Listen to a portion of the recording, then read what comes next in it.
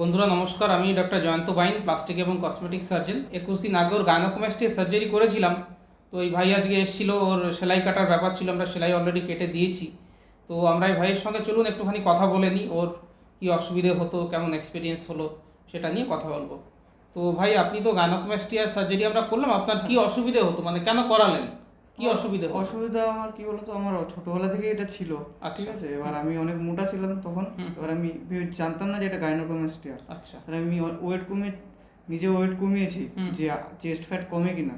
এবার দেখি যখন কমেনি, তারপরে আপনার ভিডিও দেখি ইউটিউবে আমি। আচ্ছা। ঠিক আছে, ভিডিও দেখে আমি বুঝলাম হ্যাঁ এটা আমার গাইনোকোমাস্টিয়া। আর আমি ওয়েটও কমিয়ে ফেলি অনেক। আচ্ছা। ঠিক আছে, তারপর দেখি চেস্ট ফ্যাট আর কমেনি। আচ্ছা। এবার যখন ওয়েটের সঙ্গে ওয়েট কমে গেছে, পেট ঠেট সব কমে গেছে, তখন না আরো খারাপ লাগছিল। টি শার্ট পরা যেত না, ঠিক আছে, চেস্ট উঁচু হয়ে থাকতো। আচ্ছা।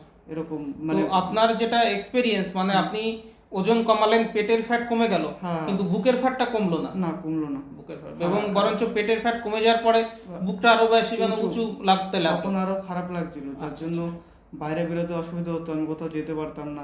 স্কুল কলেজে এগুলো একটু প্রবলেম হতো খুবই। আচ্ছা আচ্ছা। তো ওই ভাই ওর কারণটা বললো, আমরা দুটো জিনিস সেটার থেকে বুঝতে পারছি।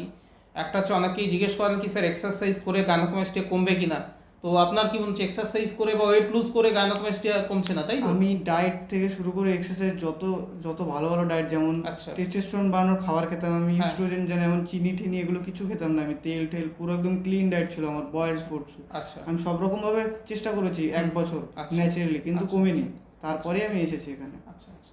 তো ডেফিনেটলি দেখুন, যে কোনো মানে ওনার কমেনি, সেটা গাইনোকোমাস্টিয়ার একটা ব্যাপারটাই, মানে গাইনোকোমাস্টিয়া যে টিস্যুটা হয় সেখানে তো শুধু ফ্যাট থাকে না, সেখানে গ্ল্যান্ডও থাকে, এবং যে ফ্যাটটা থাকে সেই ফ্যাটটা সহজে বার্ন আউট হয় না। সেটা একটা রেজিস্ট্যান্ট টাইপ অফ ফ্যাট। যেমন ধরুন আপনি বাড়িতে সিন্দুকের মধ্যে টাকা রাখছেন, আর বাড়িতে টেবিলের উপরে টাকা রাখছেন, টেবিলের উপরে টাকা আপনি খরচা করে ফেলতে পারবেন, কিন্তু সিন্দুকের মধ্যে যদি রাখেন বা কিছু একটা সার্টিফিকেট, ন্যাশনাল সার্টিফিকেট কিনে রাখেন, সেটা কিন্তু সহজে খরচা হয় না বা করা যায় না। তেমনি চেস্টের যে ফ্যাট থাকে, এই চেস্টের ফ্যাটটা একটা রেজিস্ট্যান্ট টাইপ অফ ফ্যাট। এই ফ্যাটটা কিন্তু ডায়েটিং বা এক্সারসাইজ করে খুব সহজে যায় না। তবে এটা আমি বলছি না বা কখনোই বলবো না আমরা যে আপনি এক্সারসাইজ করবেন, আপনি ডায়েটিং করবেন, এই জিনিসগুলো অত্যন্ত দরকার। প্রত্যেকটা মানুষের এক্সারসাইজ করা, ডায়েটিং হ্যাবিট ভালো রাখাটা খুব ভালো জিনিস, কিন্তু আমাদের বক্তব্য হচ্ছে যে শুধু এক্সারসাইজ বা এই ডায়েটিং করে কিন্তু চেস্টের ফ্যাটটা খুব বেশি কমে না। সেটা যদি আপনার অস্বস্তিকর মনে হয়, ডেফিনেটলি সার্জিক্যাল ট্রিটমেন্টটাই কিন্তু এটা ট্রিটমেন্ট। তো এই ভাইয়ের এক্সপিরিয়েন্সটা, ও সেই একই জিনিস বললো, বা ওনার এক্সপিরিয়েন্সটা থেকে আমরা এই কথাটাই বুঝতে পারলাম যে ও ডায়েটিং করেছেন, ভালো হেলদি ফুড খেয়েছেন, টেস্টোস্টেরন বাড়ানোর যে ফুড হয় সেগুলোও খেয়েছেন, বা ওনার অ্যাবডোমেনের যে ফ্যাটটা সেটা কমে গেছিলো, কিন্তু ওর হচ্ছে চেস্টের ফ্যাটটা সেইভাবে কমেনি। হ্যাঁ, এবং যেটা অসুবিধা হয় গাইনোকোমাস্টিয়া, সেটা হচ্ছে লোকজনের সামনে জামা কাপড় খোলায় অসুবিধে, আত্মীয় স্বজন বা বন্ধুরা অনেক সময় টিচ করে, তাই তো? হ্যাঁ, এটা একটা সাইকোলজিক্যাল এবং সোশ্যাল প্রবলেম। এটা তো অনেক ডিপ্রেশনও থাকে। আচ্ছা আচ্ছা, হ্যাঁ, এটা সত্যি একটা ডিপ্রেসিভ হয়। অনেক পেশেন্টেই অনেক ভাইরাই আমাদের কাছে আসেন অনেক ভাই আমাদের কাছে আসেন যারা স্কুলে যাওয়া ছেড়ে দিয়েছে বা টিউশনিতে যান, এটা একটা ডিপ্রেশনও করে বটে।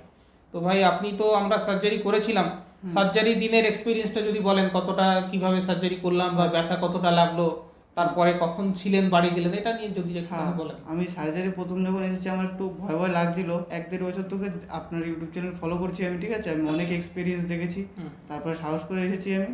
তারপরে এসে সবাই খুব ভালো ব্যবহার করলো। যখন আমি গেলাম অপারেশন থিয়েটারে, সেটাই ওই ব্যথা, তারপরে আর কোনো ব্যথা নেই। সার্জারি করার সময় ব্যথা হয় বোঝাও যায় না, একদম গল্প করতে করতে সার্জারি হয়ে যায়, একদম কখন টাইম কেটে যাবে 1-1.5 ঘন্টা বুঝতেও পারবেন না, তাড়াতাড়ি হয়ে যায়।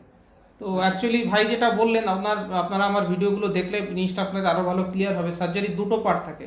প্রথম 15 মিনিট আমরা অ্যানাস্থেশিয়া দিই, বা অ্যানাস্থেশিয়া ফ্লুইডটা চেস্টে ইনফিল্ট্রেশন করা হয় ক্যানুলার মাধ্যমে। তারপরে 1.5 ঘন্টা আমাদের লাগে সার্জারিটা করতে। তো প্রথম 15 মিনিটে যখন অজ্ঞান, মানে ব্যথা কমানোর ওষুধ দেওয়ার সময় ব্যথা হয়, একটা উল্টো কথা মতো শোনাচ্ছে, হালকা ব্যথা। হ্যাঁ, তো ব্যথা কমানোর ওষুধ যখন দেব তখন একটু ব্যথা হবে। তো ব্যথায় যেমন বিষে বিষক্ষয় বলে, তেমনি ব্যথার ওষুধের ব্যথাটা কমিয়ে দেবে, তাই তো? আচ্ছা, তো ব্যথা ওই সময় 10-15 মিনিট একটুখানি ব্যথা, সেটা সহ্য করা যায়। হ্যাঁ, আচ্ছা। তবে এটা কথাটা ঠিক, যাদের অনেকেই আছেন সহ্য শক্তির ব্যাপার থাকে, দেখবেন অনেকে অনেক জিনিস সহ্য করতে পারেন, অনেকে করতে পারেন না, অনেকে ভয় পান। তো যারা খুব সহ্য করতে পারছেন না বা যাদের ভয় পায়, তাদের ক্ষেত্রে কিন্তু আমরা ফুল অজ্ঞান করে নিই। ফুল অজ্ঞান করার সুবিধে অসুবিধে বিভিন্ন জিনিস রয়েছে, খরচাটা বেড়ে যায়, প্রচুর ওষুধ দিতে হয়, সেটা একটা ব্যাপার রয়েছে। যাই হোক, তবে তাদের ক্ষেত্রে ফুল অজ্ঞান করার ব্যবস্থাটাও কিন্তু রয়েছে। আর যখন সার্জারি করছি, গল্প করতে করতে সার্জারি হয়ে যায়। তারপর আমি বলছি, যে আচ্ছা, আমার বলুন। সার্জারির পরে যে রেস্ট টাইমটা ছিল 12টার সময় আমার কমপ্লিট হয়েছিল সার্জারি, আচ্ছা বিকেল 5টার সময় ছুটি ছিল, ততক্ষণ আমি না বোরিং লাগেইনি, কারণ এই সব স্টাফরা ছিল, সবাই গল্প করছিল, হাসি ঠাট্টা করছিল, ওই 4 ঘন্টা আরামসে কেটে গেছে আমার, আমি বুঝতেও পারিনি। আর আমি ভেবেছিলাম ঘুমাবো, কিন্তু হাসি ঠাট্টার ঠেলায় আমি ঘুমোতেই পারিনি। সবাই খুব ভালো। আচ্ছা। আর ভাই ব্যথা, সার্জারির পরে কিছু ব্যথা বা বাড়িতে গিয়ে? সার্জারির পরে আমি তো তেমন রেস্ট নিইনি, আমি হাঁটা চলাই করেছি, আমি 10,000 স্টেপ কমপ্লিট করেছি ডেলি। ফার্স্ট দিন বাড়িতে গিয়েও ফার্স্ট দিনটাই একটু বসেছি, তারপরের দিন থেকে আমি ডেলি 10,000 স্টেপ কমপ্লিট করেছি, আমার কোনো প্রবলেম হয়নি, ব্যথা ট্যাথা কিছু বলিনি। আচ্ছা আচ্ছা দিন দিন আস্তে আস্তে রিকভার হচ্ছিল, বোঝা যাচ্ছে যে বোঝা যায় রিকভার হচ্ছে। আজকে আমি এটা নতুন কিছু করতে পারছি, যেমন হাত নড়াতে পারতাম, তারপর দিন জামা পরতে পারলাম একা একা, আচ্ছা। এগুলো আস্তে আস্তে আমি বুঝতে পারছিলাম নিজে। তো ভাই আপনি যে 10,000 স্টেপ হাঁটলেন, হ্যাঁ। এটা কি করে দেখেন? মোবাইলে অ্যাপ হ্যাঁ, আছে? মোবাইলে অ্যাপ আছে, ওটাতে কাউন্ট হয়েছে। তাই? হ্যাঁ, আচ্ছা জিত আচ্ছা, বাহ। তো ওই ভাইয়ের সঙ্গে আমরা ডেফিনেটলি একদিন লাইভে থাকবো, এবং আমরা আগাম ঘোষণাও দিয়ে দেবো যে আমাদের এই ভাই সঙ্গে থাকবে লাইভে, এবং আমরা ওর কাছ থেকে হেলথ টিপসগুলো নিয়ে নেবো। এই হেলথ টিপসগুলো প্রত্যেকের কিন্তু এটা ফলো করা দরকার। তো যাই হোক, ভাই ওর এক্সপিরিয়েন্সগুলো শেয়ার করলো। তো এই এখন তো আপনি পুরোপুরি ফিট, হ্যাঁ, এখন কোনো অসুবিধা হ্যাঁ। নেই, সমস্ত অ্যাক্টিভিটি করছেন? হ্যাঁ হ্যাঁ হ্যাঁ, এখন করছে। তো ভাই ওর এক্সপিরিয়েন্সটা বললো ওভারঅল। তাহলে আমরা ধরুন আমি সার্জারি করেছি, বা আমাদের অ্যানাস্থেসিস্ট ডাক্তারবাবু ছিলেন আরও, বা স্টাফটা রইলো, আমাদের ক্লিনিকটা আপনার কেমন লাগলো এটা যদি একটু বলেন ভাই। হ্যাঁ হ্যাঁ, স্টাফরা তো খুবই ভালো, পুরো একদম মানে দাদাদের মতো। আমি স্যার ডেকেছিলাম প্রথমে, ওরাই বলেছে দাদারা খুব বন্ধুদের মতো একদম। হ্যাঁ, আর ডাক্তারবাবু তো জবাব নেই একদম কোনো। আর সার্জারি করার সময় গল্প করতে করতে সার্জারি করে, সব একদম বোঝাই যায় না কখন শেষ হলো সার্জারি। আর সবই ভালো। আচ্ছা। তো আপনি বলবেন আমাদের এখানে আসার জন্য কেউ যদি এই সমস্যা থাকে? হ্যাঁ হ্যাঁ, আমার আছে দুটো বন্ধু। আমি যেমন জিজ্ঞেস করেছিল আমাকে, যে আমি বলেছিলাম আপনার কথা, কসমেটিক সার্জন, এবার ও হেয়ার ট্রান্সপ্লান্ট করাবে বলেছিল, আমি আপনার কথা বলেছি, ও বলেছে আর কদিন বাদে, মানে 1 বছর 1.5 বছরের মধ্যে আসবে। একটু মাইন্ডসেট। আর মানুষের একটা ভয় থাকে সার্জারি নিয়ে, যে কোনো মানুষের। তো আপনার ভয়টা এই সার্জারি করার পর কি মনে হলো, যে কতটা ভয় পাওয়া উচিত? আমি প্রথমে হালকা ভয় পেয়েছিলাম, কিন্তু কোনো ভয়ের কোনো ব্যাপারই না। এটা বড় কোনো অপারেশন না, তেমন শোনায় একটা সার্জারি, কিন্তু নর্মালি একটা ছোট্ট জিনিস একদম। তো যাই হোক বন্ধুরা, আমরা এই ভাইয়ের সার্জারি করেছি, তো ওর রেজাল্টটাও ভালো হয়েছে।